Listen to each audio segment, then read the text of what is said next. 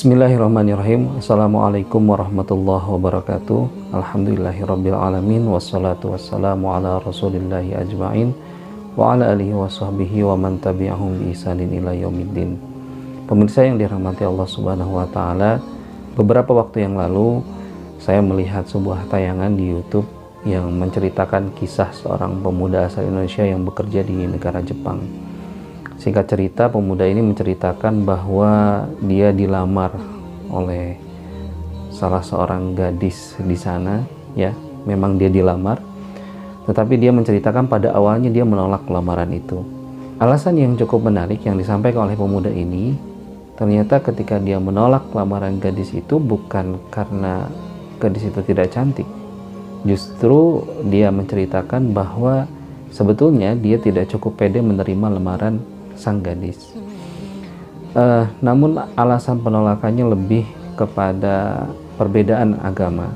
Ya, orang Jepang itu dalam agama kita dia termasuk orang yang musyrik.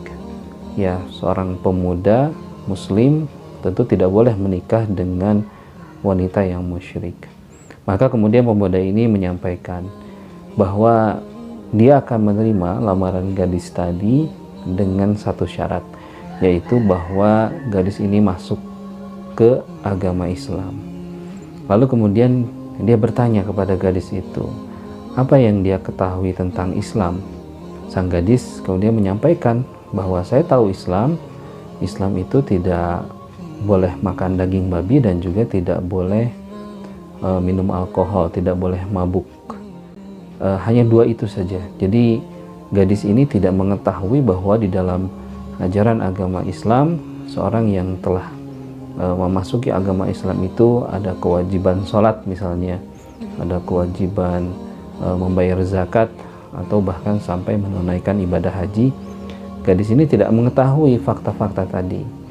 Pemirsa yang dirahmati Allah Subhanahu wa taala, apa yang ada di benak kita ketika kita tahu bahwa ternyata di luar sana orang yang tidak memeluk agama Islam ternyata mengetahui bahwa di dalam Islam itu hanya tidak boleh makan babi dan juga tidak boleh mabuk atau meminum khamar.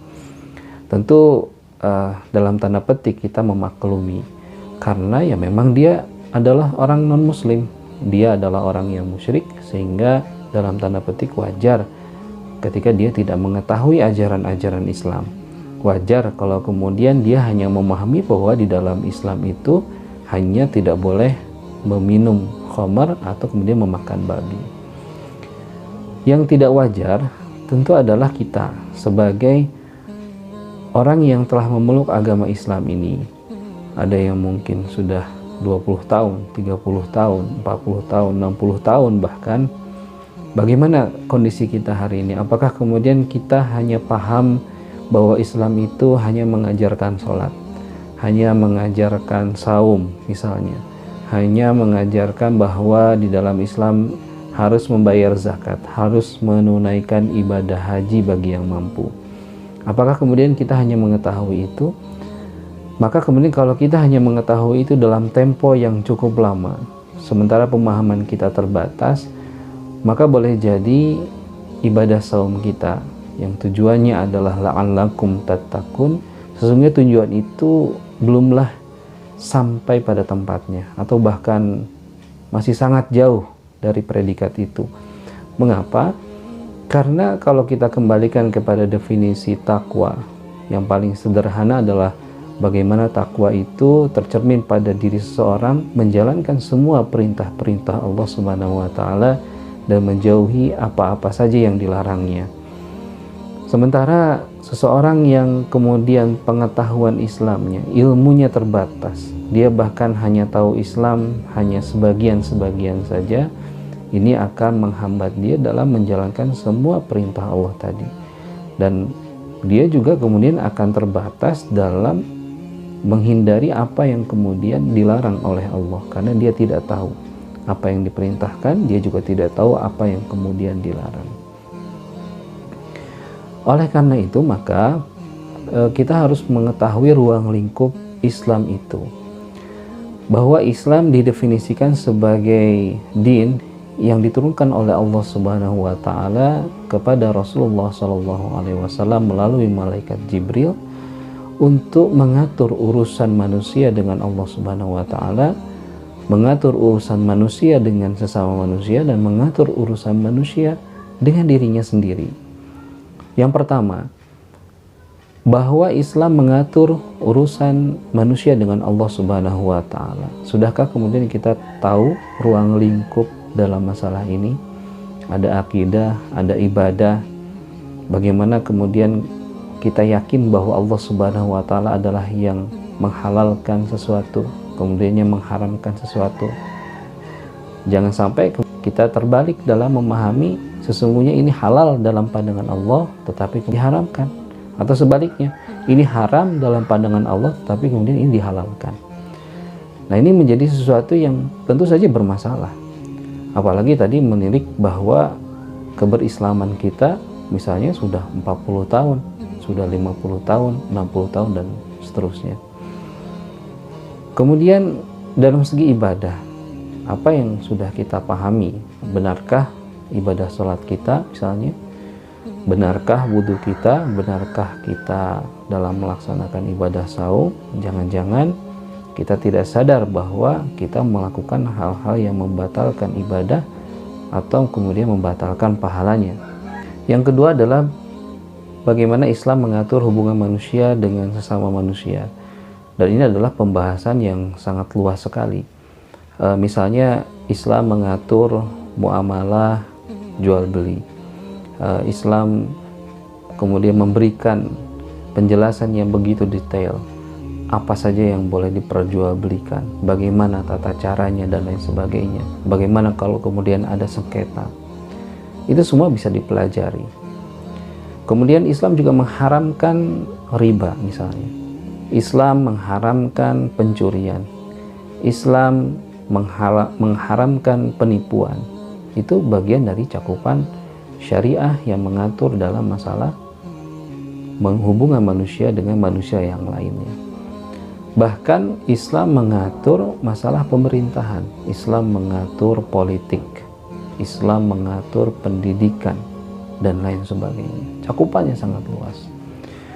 Yang diantara bagian-bagian syariat ini ada yang Allah wajibkan kepada kita. Konsekuensi dari sebuah kewajiban adalah dilaksanakan berpahala dan ditinggalkan berdosa. Jangan-jangan selama ini karena ketidaktahuan kita meninggalkan kewajiban-kewajiban ini. Jangan sampai karena ketidaktahuan kita bahkan menganggap kewajiban-kewajiban yang Allah tetapkan dalam masalah hubungan manusia dengan manusia yang lain ini justru dalam tanda petik misalnya dianggap sebagai kriminal misalnya. Ya, kita misalnya kadang-kadang bisa jadi memahami bahwa ajaran jihad itu sebagai sesuatu yang konotasinya adalah negatif. Na'udzubillah summa na'udzubillah. Atau kemudian menganggap bahwa khilafah itu bukan bagian dari ajaran Islam, menganggap memonsterisasi ajaran Islam salah satunya adalah tentang khilafah misalnya. Nah, ini adalah salah kaprah. Maka ketika kita mengetahui ruang lingkup ajaran Islam ini, kita akan bisa beramal dengan tepat dan akan menyampaikan kita pada tujuan dari pelaksanaan misalnya ibadah saum di bulan Ramadan, yakni la'allakum tattaqun, menjadi pribadi yang bertakwa. Nah, yang terakhir adalah bagaimana Islam itu mengatur hubungan manusia dengan dirinya sendiri, ya, dalam masalah akhlak, dalam masalah pakaian, makanan, dan minuman. Ya, seorang muslim dituntut harus memiliki sikap yang jujur misalnya. Sehingga dia memahami bahwa sikap jujur ini dia lakukan karena ini adalah bagian dari perintah Allah Subhanahu wa taala, bukan semata-mata karena ada keuntungan pada saat dia melakukan sifat jujur tadi. Ya, atau kemudian sikap pemberani, ya, bukan sikap pengecut misalnya. Islam mengajarkan bahwa keberanian bagi seorang muslim itu dalam konteks menyampaikan kebenaran, ya, mencegah kemungkaran. Nah, ruang lingkup ini harus dipahami dengan baik oleh setiap muslim. Maka kalau setiap muslim memahami ajaran Islam dari A sampai Z, ya, terus belajar, terus mengupgrade diri, maka dia akan sampai kepada tujuan la'allakum tattaqun, menjadi pribadi yang bertakwa. Apalagi kemudian tuntutan untuk memiliki sifat takwa ini ternyata tidak hanya kepada pribadi, melainkan ketakwaan yang diperlukan adalah ketakwaan kolektif. Ketakwaan kolektif akan menjadikan kita mendapatkan keberkahan dari langit dan dari bumi sebagaimana yang telah Allah janjikan. A'udzubillahi minasyaitonirrajim. Walau anna ahlal qura amanu wattaqau lafatahna 'alaihim barakatim minas samai wal ard. Maka seandainya kita sebagai umat Islam mengetahui ajaran Islam secara sempurna, kemudian mengamalkannya, maka insya Allah kita akan menjadi pribadi-pribadi yang bertakwa, dan ketakwaan itu menjadi sesuatu yang kolektif. Maka insya Allah negeri ini akan mendapatkan keberkahannya dari langit dan dari bumi, bukan sebaliknya. Demikian pemirsa yang dirahmati Allah Subhanahu wa taala, yang benar dari Allah Subhanahu wa taala dan kesalahan dari saya pribadi mohon dimaafkan. Wa'alafu minkum ihdinas siratal mustaqim. Wassalamualaikum warahmatullahi